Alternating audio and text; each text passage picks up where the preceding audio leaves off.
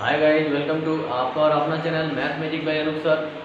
आज हम लोग जानेंगे GP. What is GP? GP क्या है, यानी ज्योमेट्रिक प्रोग्रेशन क्या है, गुणोत्तर श्रेणी। हमने अभी तक समानांतर श्रेणी के बारे में जाना है कि समानांतर श्रेणी क्या होता है, उसके प्रश्नों को कैसे सॉल्व करते हैं, उसके अंतर्गत कैसे प्रश्न आते हैं। आज हम गुणोत्तर श्रेणी के बारे में जानेंगे। जैसे हम लेते हैं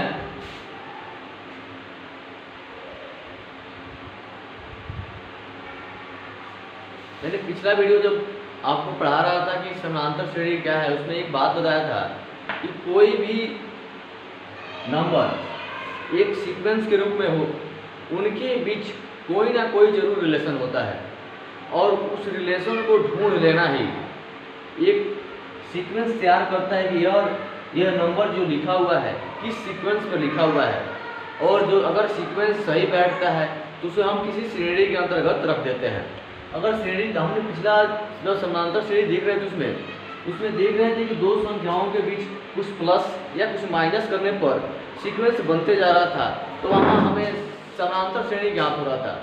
लेकिन यहाँ देख रहे हैं कि एक समान अनुपात तैयार करते हुए, यानी जब हम देख रहे हैं कि 4 से 2 में भाग कर रहे हैं 2 आ रहा है, 8 में 4 से भाग कर रहे हैं 2 आ रहा है, 16 में 8 से भाग कर रहे हैं 2 आ रहा है, यानी एक समान अनुपात को के नियमों को पालन करते हुए यह नंबर लिखा गया है। तो ऐसे सीक्वेंस को हम गुणोत्तर श्रेणी के अंतर्गत लाते हैं। यानी जब दो वहाँ हम लोग अंतर देख रहे थे, यहाँ क्या देखना है, अनुपात देखना है कि किस अनुपात के तहत यह नंबर लिखा गया है, इन दोनों के बीच क्या रिलेशन है, और इसी को पहचान लेना अपने आप में यह गुणोत्तर श्रेणी या समानांतर श्रेणी कहलाता था। अब देखिए, समानांतर श्रेणी और गुणोत्तर श्रेणी में आपने अंतर स्पष्ट कर लिया कि वहाँ हमें अंतर निकल रहा था, कुछ प्लस या कुछ माइनस करने पर निकल रहा था। यहाँ हम देख रहे हैं कि इन दोनों संख्याओं के बीच कुछ ना कुछ अनुपात है, और यह अनुपात जब दिखाई दे दे तो यह किसके अंतर्गत आएगा, गुणोत्तर श्रेणी के। अब देखिए, यहाँ हमने देखा कि हम पहले से जानते हैं कि पहला नंबर प्रथम पद क्या कहलाता है जी, ए। प्रथम पद को किससे सूचित करते हैं, ए से। लास्ट पद को टीएन से कहिए या एल से सूचित करते थे। अंतिम पद एल यानी लास्ट, और जब एन संख्या हो उसमें हमें लास्ट पद ज्ञात करना हो तो किससे सूचित करते थे, टीएन से सूचित करते थे। उसके बाद आता है कि इन दोनों संख्याओं के बीच जो रिलेशन है उसको क्या कहते हैं। यहाँ हमें देख रहे हैं गुणोत्तर श्रेणी के अंदर यहाँ दो संख्याओं के बीच एक अनुपात मिल रहा है और उसको हम सार्व अनुपात कहते हैं। यानी सार्व अनुपात किससे सूचित करते हैं, हम इसको सूचित करेंगे हम आर से। जब संख्या दिया रहेगा यह हमें मालूम नहीं है, यानी संख्याओं को जो संख्या रहेगा उसे हम सूचित करते हैं एन से।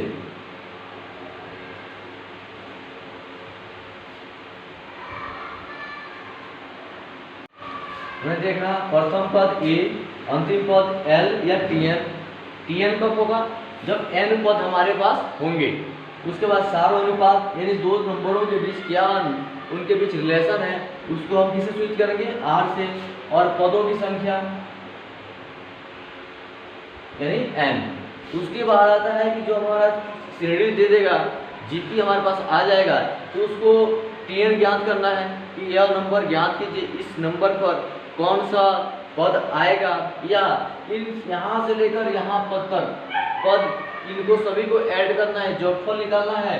तो पदों का योगफल को किससे सूचित करते हैं, पदों का योगफल से सूचित करेगा एस से। अगर कह दें कि एन पदों का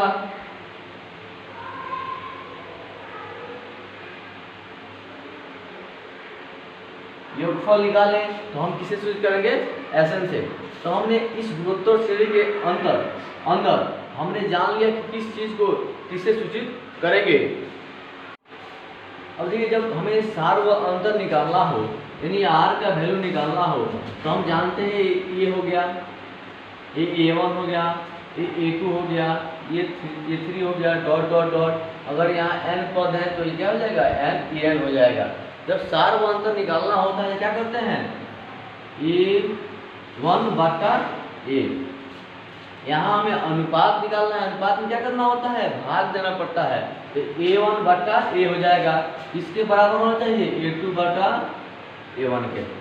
तब अगर दोनों का मान सेम आता है यानी बराबर होता है, तब हम जानेंगे कि यह श्रेणी जो दिया है एक समान अनुपात में चल रही है, तो यह किसके अंतर्गत आएगा, गुणोत्तर श्रेणी के।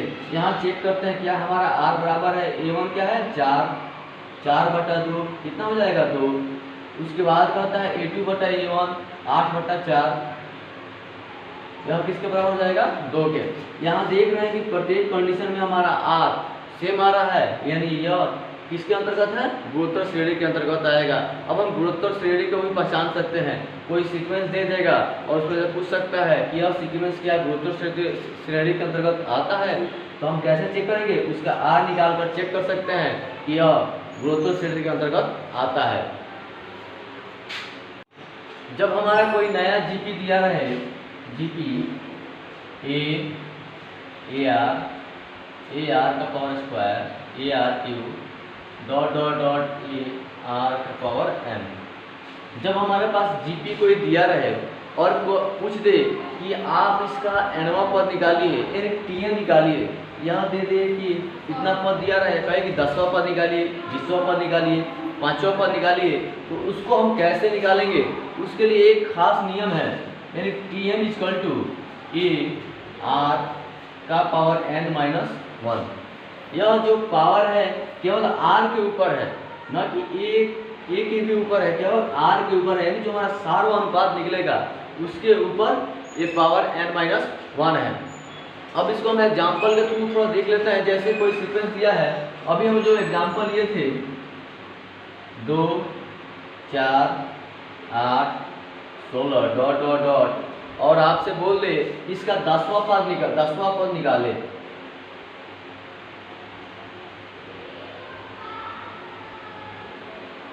इसका 10वां पद निकालना है। यहाँ A कितना है जी, A बराबर 2 है, R का मान कितना आया था 2 आया था, N का वैल्यू कितना दिया है 10, N बराबर 10, और कितना किसका वैल्यू निकालना है 10वां पद, यानी T10 हो जाएगा, T10 हो जाएगा। पर ये A है, ये रखेंगे, उसके बाद R क्या है जी 2, यानी 2, उसके बाद N-1 यानी 10 का पावर 1 और क्या हो जाएगा 2, यह हो जाएगा 2 का पावर 9, 2 का पावर 9 हो जाएगा, 10 में से 1 गया 9। अब जब हमारा आधार समान होता है और घात गुणा में होता है, क्या होता है घात जुड़ जाता है, यानी 2 आधार समान है, यहाँ इसका पावर भी 1 हो जाएगा, और जब जोड़ेंगे हम 9 1 10, यानी 2 का पावर कितना हो जाएगा 10, और यही हमारा क्या हो जाएगा, इस गुणोत्तर श्रेणी का 10वां पद का मान 2 का पावर 10 हो जाएगा। जैसे कोई क्वेश्चन दे दिया आपको, यह 5 25 1 से 25 एक सीक्वेंस को नियमों का पालन करते हुए जा रहा है, उसका 10वां पद क्या होगा। हम सबसे पहले चेक करेंगे कि यह AP है या GP है। ये AP या GP जांच करने के लिए क्या करते हैं, हम AP जांच करने के लिए इन दोनों संख्याओं को घटाते हैं, तो यही देख रहे हैं कि 25 में से 5 गया 20, 125 में से 25 गया 100, यानी यह AP नहीं हो सकता है। तो GP जांच कर सकते हैं, GPR निकाल कर जांच करेंगे हम, क्या होगा जी A2 माइनस A1, यानी 25 बटा 5, कितना मत में जाएगी 5। उसके बाद A3 माइनस A3 बटा A2, यानी 125 बटा 25, कितना हो गया 5। हम देख रहे हैं कि R का वैल्यू प्रत्येक स्थिति में समान आ रहा है, यानी समान अनुपात में बटा हुआ है, यानी यह गुणोत्तर श्रेणी GP के अंतर्गत है। यानी R का वैल्यू मालूम हो गया 5, A का वैल्यू मालूम है 5, N का वैल्यू हमें मालूम है कितना 10। कह रहा है कि 10वां पद ज्ञात करना है, यानी TN ज्ञात करना है। TN इक्वल टू क्या हो जाता है जी AR का पावर N-1। मान रख लीजिए A का वैल्यू है 5, उसके बाद R का भी वैल्यू है 5, N का वैल्यू है 10, 10 माइनस 1, यानी 5 ब्रैकेट में 5, 10 में से 1 गया 9, और यह जुट जब आधार समान हो तो घात जुट जाते हैं, यानी 5 का पावर 10, और यह इस गुरुत्व श्रेणी का 10वां पद 5 का पावर 10 हो जाएगा। एक बेहतरीन सा प्रश्न है, एक जीपी में तीसरा पद 24 तथा 6वां पद 192 है तो 10वां पद ज्ञात करें। मैंने आपसे पहले भी बोला है कि आपके सामने किसी भी चैप्टर से रिलेटेड वह सारे से सारे क्वेश्चन आपके पास प्रस्तुत करूंगा, जिससे कि आपके अंदर जो क्वेश्चन उठते हैं कि इस टाइप के अगर क्वेश्चन आ जाए तो कैसे सॉल्व करेंगे, हम सारे टाइप आपके सामने लाऊंगा मैं। बस पैसेंस बना के देखिए। एक जीपी में तीसरा पद, अब देखिए जीपी का जब कोई पद निकालते थे हम, Tn इक्वल टू क्या होता था जी, a r का पावर n-1। कह रहा है कि a हमें मालूम नहीं है, ये मालूम नहीं है, r भी मालूम नहीं है, लेकिन n मालूम है। कितना है, तीसरा जब 3 यहाँ लिखेंगे इसमें से 1 माइनस करेंगे हम, तो a r का पावर 2 हो जाएगा, ऑफकोर्स हो जाएगा। और यह किसके बराबर है, 24 के, यानी a r का पावर 2 बराबर 24। अब सेम कंडीशन है यहाँ 6वां पद, यानी 6 में से 1 माइनस कर सकते हैं हम, a r का पावर 5 इक्वल टू 192। यह तो आपको समझ में आ गया। इसको 1 या 2 कर सकते हैं, 1 कर दीजिए, 2 कर दीजिए, इक्वेशन बना लीजिए। अब इसमें इससे भाग कर दीजिए, समीकरण 2 में 1 से भाग करने पर, यहाँ देखिए गुरुत्व श्रेणी में हमेशा अनुपात ही निकलता है, इसमें हमें जोड़ने घटाने के उधर नहीं जाना चाहिए कि इसे जोड़ सकते हैं, इसको घटा सकते हैं। इसको दिमाग में एक ही बात बैठाइए कि किससे किसको काटें। वहीं हम एपी जब पढ़ रहे थे तो वहाँ घटाने और जोड़ने में ध्यान दे रहे थे कि इसको इसमें से घटा सकते हैं, इसमें से इसको जोड़ सकते हैं। लेकिन जब गुरुत्व श्रेणी में अनुपात के ऊपर ही सब कुछ डिपेंड है, तो हम चेक करेंगे कि किसको कैसे काटें, यानी काटने के ऊपर हम पूरा ब्यौरा बैठाएंगे कि इसको काट सकते हैं, काटने के अलावा और कुछ नहीं सोचना इसमें। अब देखिए भाग करना है, भाग कीजिए a r का पावर 5 बटा a r का पावर 2, यह हो जाएगा 192 बटा 24। यहाँ a से कैंसिल, यहाँ नीचे 2 है, ऊपर 5 है, यानी यह कट गया कितना, 8 मट में, यह बच गया, ऊपर 5 है नीचे 2 है। जब घात आधार समान हो और घात भिन्न भिन्न हो और भाग में हो तो उनके घातों में का अंतर हो जाता है, यानी घट जाता है। यानी 5 में से 2 गया 3, r का पावर 3 इक्वल टू r, और जब हम इसको कैलकुलेशन करेंगे हम तो r और कितना जाएगा 2। कैसे, इधर q है, इधर जाएगा तो अंडर रूट में क्यों बदल जाएगा, यानी इधर घन है, इधर जाएगा तो घनमूल में। हम जानते हैं कि 2 का घनमूल 8 का घनमूल 2 होता है। जब 8 का घनमूल निकाल लेंगे 2 आ जाएगा, यानी r बराबर 2। अब देखिए कह रहा है कि 10वां पद ज्ञात करें। 10वां पद ज्ञात करने के लिए, अब 10वां पद ज्ञात करने के लिए हमें a का भी वैल्यू मालूम होना चाहिए, और a का वैल्यू आप किसी भी समीकरण में r का वैल्यू किसी भी समीकरण में रखकर आप a का वैल्यू निकाल लीजिए, यानी a 2 का पावर 2 इक्वल टू 24। यह क्या हो जाएगा, a गुणे 2 का पावर 2 4 बराबर 24। 4 से यही काट देंगे हम, 6 बार लगे, यानी a बराबर 6। a का वैल्यू ज्ञात हो गया, r का वैल्यू ज्ञात हो गया, n का वैल्यू मालूम है, रख सकते हैं। T10 इक्वल टू कितना हो जाएगा, a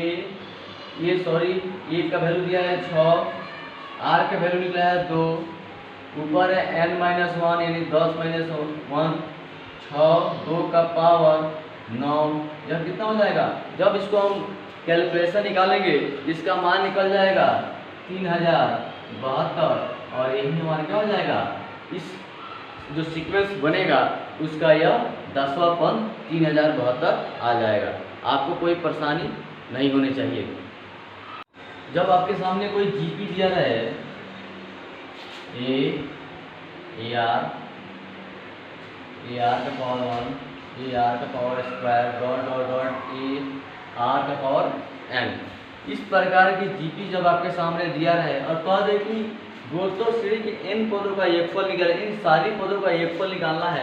हम अपने अभी बताया आपको कि सभी पदों का n पदों का योगफल किससे सूचित करते हैं, Sn से सूचित करते हैं। ये Sn इसको ज्ञात करना है, ए आर का पावर n, ए आर का power 2 dot dot dot A R का पावर n।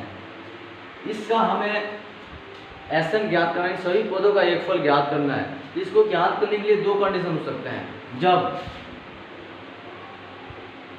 r का वैल्यू 1 आ जाए, जब r बराबर 1 आ जाए, तो सभी जगह देख रहे हैं कि जब r का वैल्यू 1 आ जाएगा तो r का पावर 1 आ जाएगा, तो 1 को हम कितना भी पावर लगाते हैं उसका वैल्यू कितना आ जाएगा 1। तो क्या हो जाएगा ए, यानी ऐसे इक्वल टू हो जाएगा ए, सब जगह क्या हो जाएगा, केवल ए ही जुटेगा। क्यों जुटेगा, अभी आपको बताया है हमने कि ए का पावर आर बराबर 1 हो जाएगा, तो आर बराबर 1 रखिए, आर बराबर 1 का पावर कुछ भी रखिए, यानी 1 का पावर आप उतना हो बड़ा संख्या रख लीजिए, फिर भी कैलकुलेशन करने पर वह एक ही आता है। तो हम किसी संख्या से जब 1 से गुणा भी करेंगे तो ए ही आएगा। तो देख रहे हैं कि ए यानी हो रहा है, यानी जब आर का पावर ए, आर बराबर ए हो तो Sn बराबर Na हो जाता है, यानी सभी पदों का योग जितना ए रहेगा उतना क्या करेंगे, उसको जोगफल कर देंगे, या डायरेक्ट हम n दिया रहेगा उससे हम प्रथम पद में हम गुणा कर देंगे। लेकिन दूसरा कंडीशन कहता है जब r नॉट इक्वल टू ए, यानी जब 1 के बराबर ना हो, उस कंडीशन में इस जीपी का सम यानी योगफल क्या होगा। इस कंडीशन में इस जीपी का Sn बराबर हो जाएगा ए आर n माइनस 1, उसके बाद r माइनस 1। इस कंडीशन में सेकंड कंडीशन कहता है कि जब r नॉट इक्वल टू 1, यानी जब r यानी सार्वनुपात हमारा 1 के बराबर ना हो, उसमें Sn इक्वल टू क्या होगा। इसमें इसका नियम निकलता है, यानी फॉर्मूला है ए आर का power n, A bracket r का पावर n माइनस, यह माइनस ऊपर नहीं है नीचे है, -1 बटा में r minus 1, A bracket r का पावर n -1 बटा में r माइनस 1। यह फॉर्मूला कब होगा, जब r का मान 1 के बराबर नहीं हो, यानी 2, 4, 5 या कुछ भी हो, तब यानी उसका अनुपात अलग मान दे तब हमारा यह फॉर्मूला लगाएंगे। लेकिन जब 1 ही आ जाए r बराबर 1, तो हमारा डायरेक्ट लिख सकते हैं, उसमें जो पदों का संख्या रहेगा उससे प्रथम पद में गुणा कर देंगे, यानी Na, और हमारा सम ऑफ गुणोत्तर श्रेणी जीपी का मान निकल जाएगा। देखिए बेहतरीन सा प्रश्न 1 + 2/3 + 4/9, प्रथम 5 पदों का योगफल निकालना है। तो सबसे पहले हम चेक करते हैं कि इसका ए बराबर तो हमें मालूम चल गया, दिख रहा है कि ये प्रथम पद 1 है।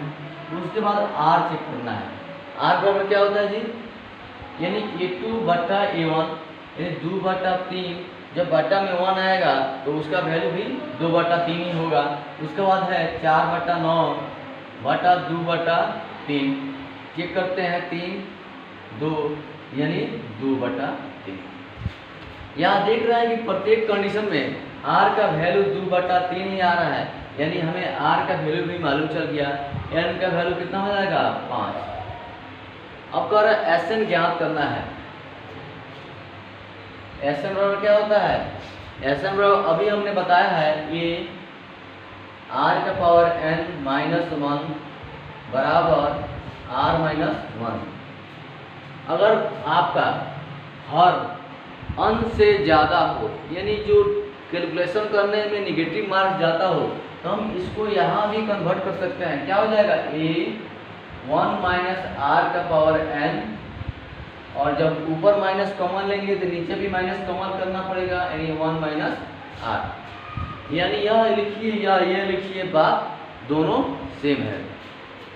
अब देखिए यहाँ हम यह वाला फॉर्मूला लेंगे, क्यों, क्योंकि देख रहे हैं कि अंश जो है हर से कम है, और जब हम इसका पावर लगाएंगे तो अंश का मान कम आएगा और हर का मान ज़्यादा आएगा, यानी निगेटिव यानी माइनस लगते जाएगा। तो क्यों ना हम माइनस को यहीं ख़त्म कर दें, कि ना माइनस अगर रहेगा कि ना कैलकुलेशन बढ़ेगा। और जब हम अब मान रखते हैं a बराबर 1, 1 माइनस 2/3, n का वैल्यू है 5, उसके बाद नीचे हो जाएगा 1 माइनस 2/3। कैलकुलेशन कर लीजिए, यह 1 तो कैंसिल, 1 से कुछ काम नहीं है। 1 माइनस 2 का पावर 5 भी होगा और 3 का भी 5 होगा। 2 दूना 4, दूना 8, 16, 32, यह हो जाएगा 32। नीचे 3 है, 3 3 का 9, 27, 81, 243, 243 हो गया। नीचे हो गया 3 एकम 3, 3 में से 2 गया यानी 1/3।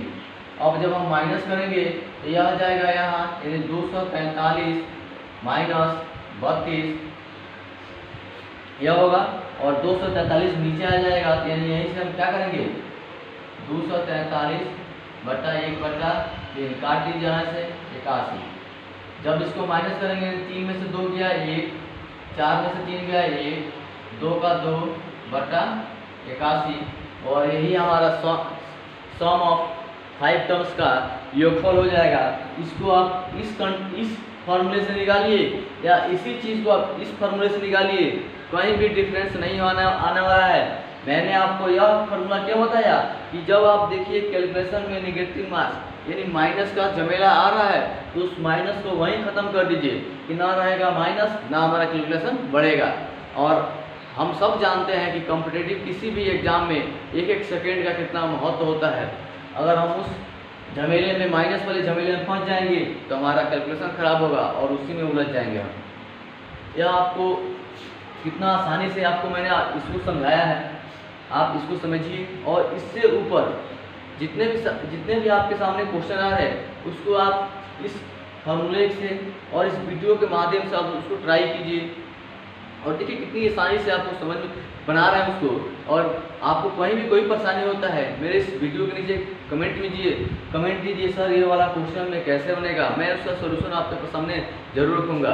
यह वीडियो आप लोगों को कैसा लगा मेरे इस वीडियो के नीचे कमेंट कीजिए और इस चैनल को सब्सक्राइब कीजिए, साथ में लेकर बेल आइकन को दबाइए जिससे कि मेरा रोज़ वीडियो आपके पास पहुँचे। यह वीडियो देखने के लिए आपको बहुत बहुत धन्यवाद। Thank you very much.